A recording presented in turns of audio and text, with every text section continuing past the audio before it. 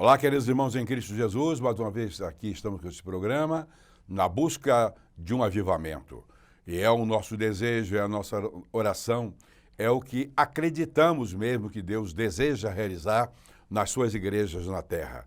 Todas as denominações sérias, todos aquelas que pregam Jesus Cristo como Salvador e a busca da santificação. Vamos falar nesta manhã sobre a quem adoramos. É uma pergunta. A quem adoramos? De saída, os irmãos podem dizer, claro que adoramos a Deus, né? Tão somente a Ele, não somos idólatras, certo? Concordo com você, concordo com o irmão, concordo com o pastor, concordo com o líder da sua congregação, com o seu presbítero, com o seu missionário, enfim, eu concordo. Só que a pergunta ainda prevalece, a quem adoramos? Vamos ver um texto muito interessante que nós localizamos, que é Apocalipse 19, versículo 10, que diz o seguinte: prostrei-me ante os seus pés para adorá-lo. Ele, porém, me disse, vê, não faças isso, sou conservo teu e dos teus irmãos, que mantêm o testemunho de Jesus. Adora a Deus, pois o testemunho de Jesus é o espírito da profecia.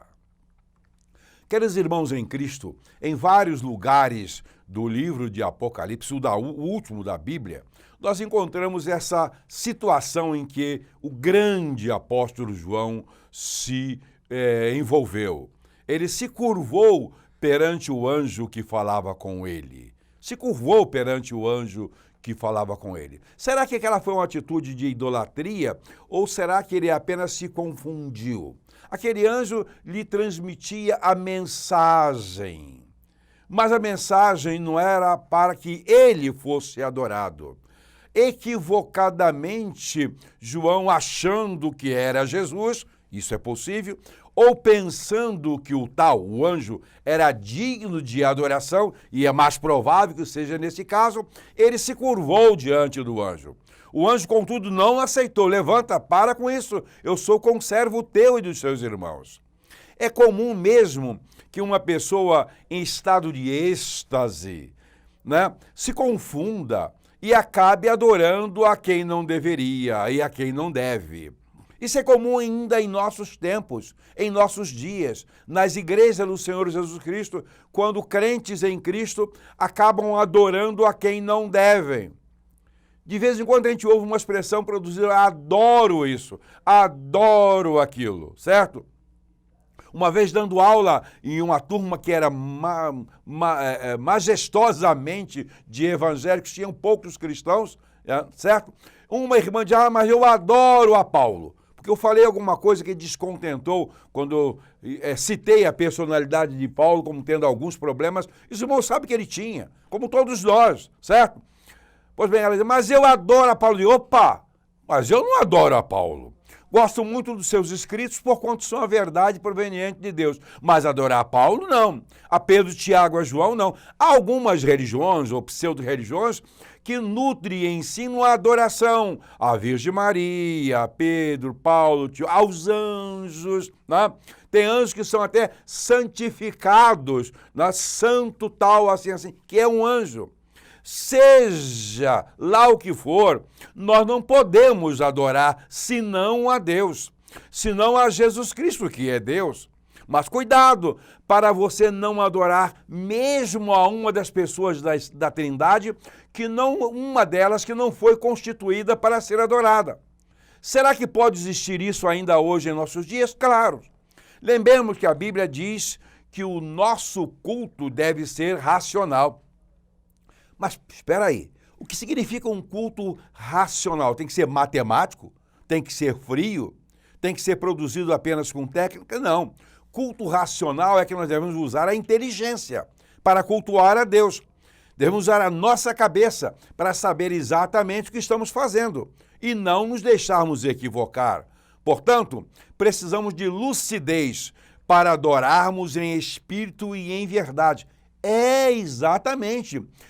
Para adorarmos a Deus em espírito e em verdade, precisamos de lucidez. Isso inclui o quê? Estudarmos a Bíblia, lermos a Bíblia, meditarmos. Se precisarmos, vamos procurar em livros, em comentários, em dicionários bíblicos, informações que façam com que nós entendamos melhor a Bíblia e não nos equivoquemos na hora de adorarmos a Deus, na hora de adorarmos a pessoa certa.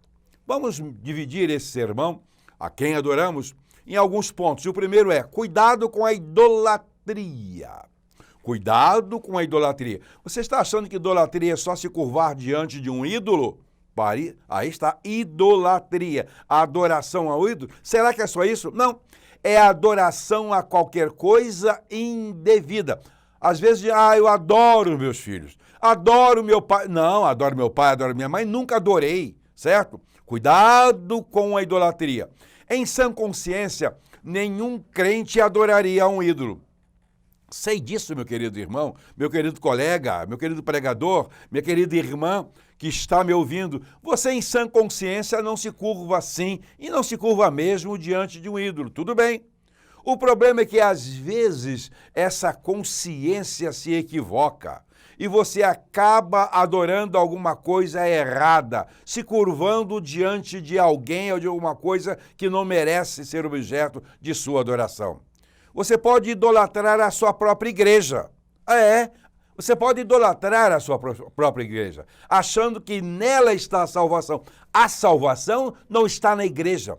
A salvação está exclusivamente na pessoa do Senhor Jesus Cristo, não é na igreja. A igreja é a comunidade dos salvos, é o corpo de Cristo, mas ela não salva, mas a religião que ensina. E há até algumas denominações evangélicas que torcem a Bíblia um pouquinho para lá e para cá e ensinam que se não estiver na igreja, se não estiver ligado à igreja, você não está salvo. Salvação não é isso. Pelo contrário, a igreja é o local para onde vão os salvos, para onde vão os crentes em Cristo, para onde vão aqueles que foram redimidos pelo sangue de Jesus Cristo. Ela é constituída de salvos, mas ela não existe para dar salvação a ninguém. Tem muito incrédulo nas igrejas, tem muito incrédulo pregando o evangelho, e até aquilo que eles pregam está pregado. A verdade que eles falarem está falada, mas eles mesmos não têm Jesus Cristo no coração. Você pode idolatrar também a sua própria Bíblia. Quantos são os crentes que têm na sua casa uma Bíblia aberta sobre a mesa? Bibliotecas têm uma Bíblia aberta, com as páginas até amarelecidas, porque ficam abertas o tempo todo, ninguém lê. Tá? Ali está uma Bíblia, como que uma coisa abençoadora do ambiente. Não. Se a Bíblia está na sua gaveta, se está em cima da mesa, se está em cima do guarda-roupa, isso não significa nada, ela tem que estar no seu coração. Mesmo assim, ela não é para ser adorada, não é como papel, couro, tinta, qualquer outra coisa, algo que mereça ser adorada. As pessoas que adoram a Bíblia, colocam ela no peito para fazer oração, estão transformando a Bíblia em um amuleto. Um amuleto é tão importante quanto uma figa. Conhece figa? Há quanto tempo eu não falo essa palavra? Lembrei dela agora. Mas tem gente que usa uma figa pendurada no pescoço, na sua bicicleta, pendurada no retrovisor do seu carro. Uma figa. Para que serve aquela figa? No caso de um acidente, pode ajudar a quebrar um seu dente. Pode ajudar a furar o seu olho, mas não tem nenhuma utilidade. Aliás, as figas antigas eram feitas de guiné. Não sei nem o que chama guiné, mas parece que é uma madeira. Você pode idolatrar ao seu pastor. Fui membro de uma igreja há algum tempo atrás que muitos dos membros da igreja idolatravam o pastor. O meu pastor é fulano de tal. Tinha nele uma confiança absurda, talvez mais do que ao próprio Senhor Jesus Cristo. Pois bem, ele fez um monte de bobagem, deu um prejuízo danado à sua igreja, certo? E aí o que aconteceu? Aquele povo todo que adorava aquele pastor, não no sentido de se ajoelhar diante dele, mas o tinha em um lugar todo especial do coração, muito mais especial do que aquele que deveria ser ocupado pelo Senhor Jesus Cristo. Mas cuidado, meus queridos irmãos, porque a adoração pode ser equivocada ainda de outra maneira. Cuidado para não confundir mensageiro com a mensagem. Não confunda o mensageiro com a mensagem. O mensageiro é importante? É.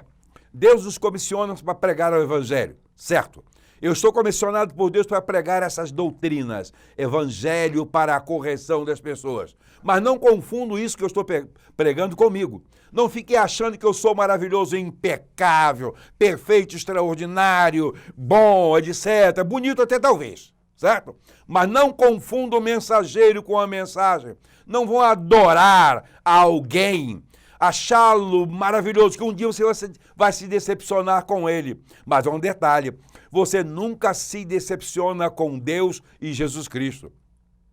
Foi o caso de João. João se equivocou, tentou adorar a um anjo, ou achando que ele era Jesus Cristo, ou achando que o anjo merecia adoração. Se aparecer um anjo aqui agora, nesse estúdio, você pode estar certo que pode vir bonito como for. Eu não me curvarei diante dele, porque ele é inferior a mim. O irmão ou a irmã pode ter se assustado, sim. Os anjos são inferiores a nós. Eles não foram criados à imagem e semelhança de Deus. Nós fomos. E mais do que isso, de termos sido criados à imagem e semelhança de Deus, fomos feitos novas criaturas. Fomos então aperfeiçoados. Nos tornamos irmãos de Jesus Cristo pelo seu sacrifício, pela sua dor, pela sua morte. Não se equivoque. Se o anjo chegar aqui com uma mensagem, Heitor, tem da parte do Deus eterno uma mensagem para você. Eu não vou deixá-lo falar. Antes que me responda uma pergunta, sabe qual a pergunta que eu vou fazer para o anjo, seja ele qual for, e nunca me apareceu, e tomara que nunca se apresente diante de mim? Vou fazer apenas uma pergunta que a Bíblia orienta. A pergunta é simples. Você confessa com a sua boca que Jesus Cristo veio em carne?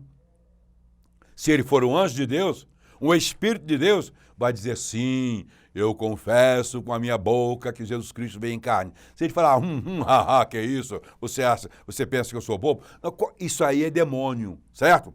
As pessoas podem se curvar, às vezes, diante de um pastor, achando que é o mensageiro de Deus, e não é, é o mensageiro do diabo. Pode se curvar, enfim, diante de um pseudo-anjo e estar errado. Não se equivoque.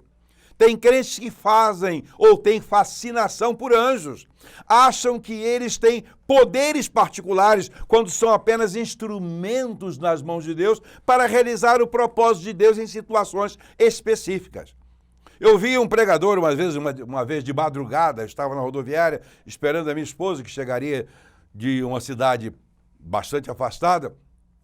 Eu estava no carro, liguei o rádio e estava passando um culto. E o pastor que estava pregando, o pregador, será o bicho que ele era, o estranho que ele era, dizia assim, meu irmão, vem cá para o culto. Vamos pedir a Deus para trocar o anjo que está com você. Porque o anjo que está com você é fraco. Vamos orar para pedir a Deus para trocar o anjo.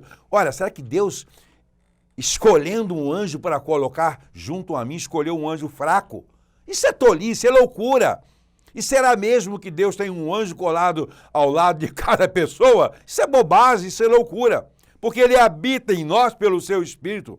Alguns chegam até a achar que anjos fracos, há anjos fracos e anjos fortes. Não é não. Os anjos são todos eles iguais, cada um para o seu propósito. São diferentes? Têm limites? Sim, mas isso é um problema de Deus. Não adore nada disso.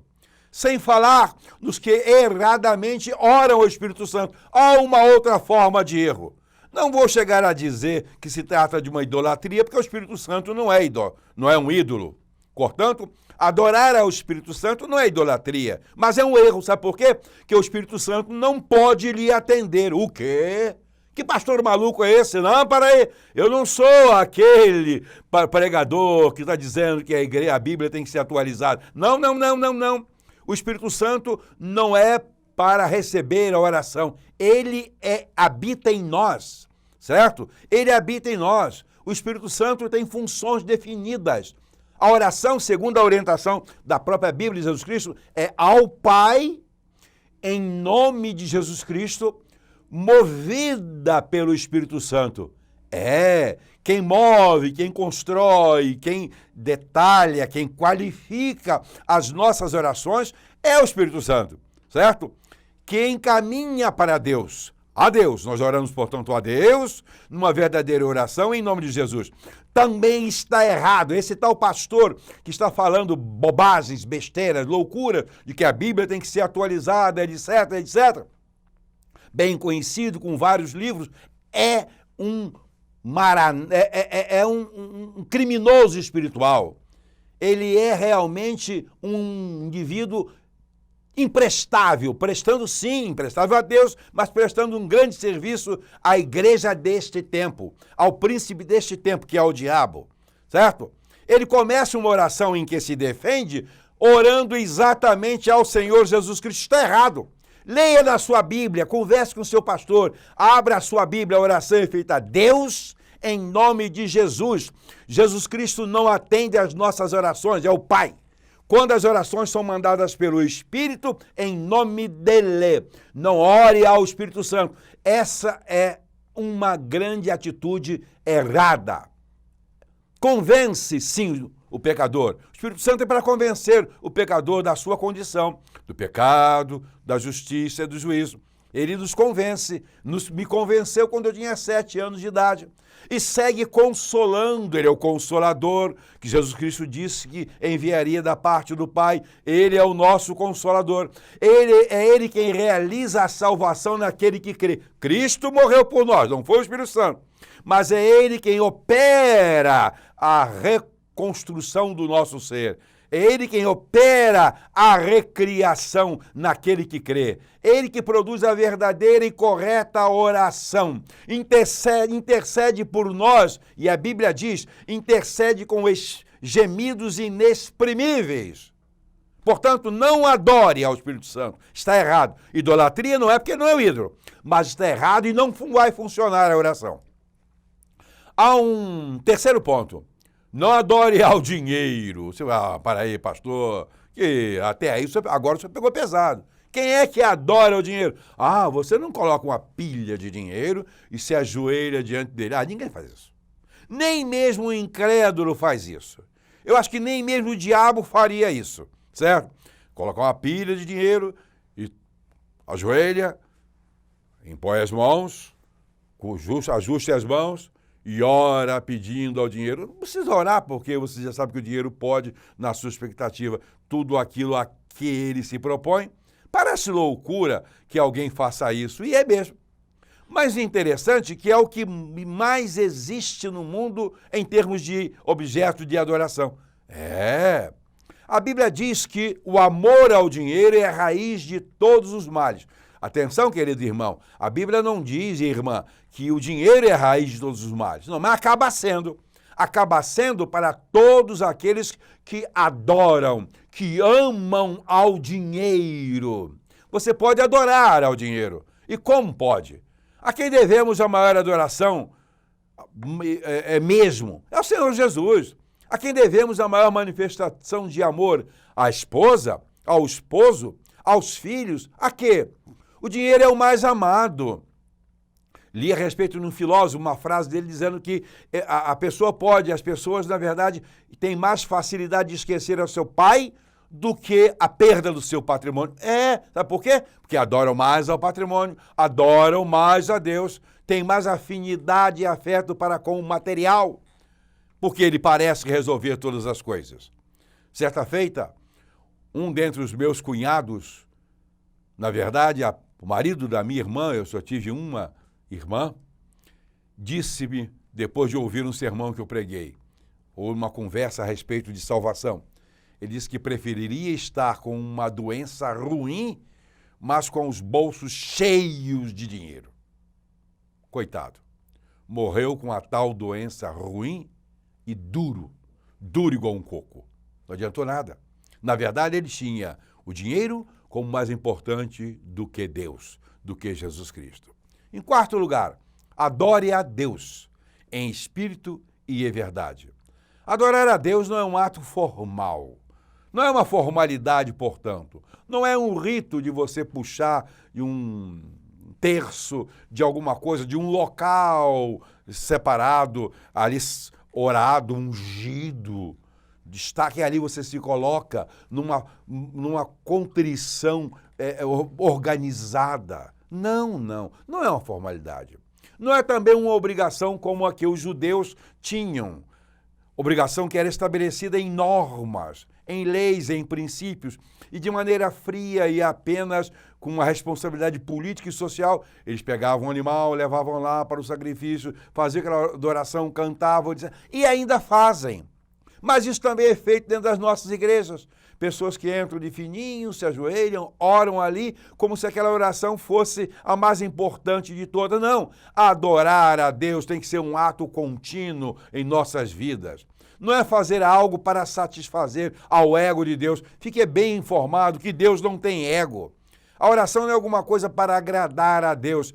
Nós é que temos que ser pessoas objetos de uma verdadeira oração, de um coração contrito, de um coração puro, de um coração cheio de alegria e estarmos diante de Deus. Isso é adoração. Ele se sente feliz com aquele que o ama, com aquele que se submete a Ele.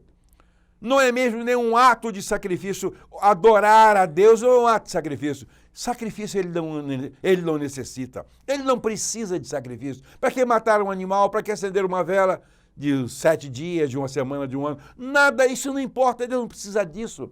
Ele precisa do nosso coração limpo diante de Deus, que o busquemos em espírito e em verdade. A quem e como o irmão está adorando? Como o irmão está adorando? Em verdade ou de maneira formal? Para que os outros vejam. Jesus Cristo fala, há um texto claro, em termos de parábola, daquele que se colocava numa esquina e orava de maneira extraordinária para que todos pudessem ver. Quem orava de verdade? Aquele ou um que estava sentado lá humilde e dizia: perdoa-me, Senhor, esse miserável pecador. É isso? Como você está adorando? Adore em verdade. A igreja do Senhor Jesus Cristo precisa adorar a Deus. Não aos pastores, não aos templos, nem às suas esposas, nem aos seus esposos, nem a música maravilhosa que tem. Nada. Tem que adorar a Deus em espírito e em verdade. Que Deus abençoe a todos. Até o próximo sábado. Amém.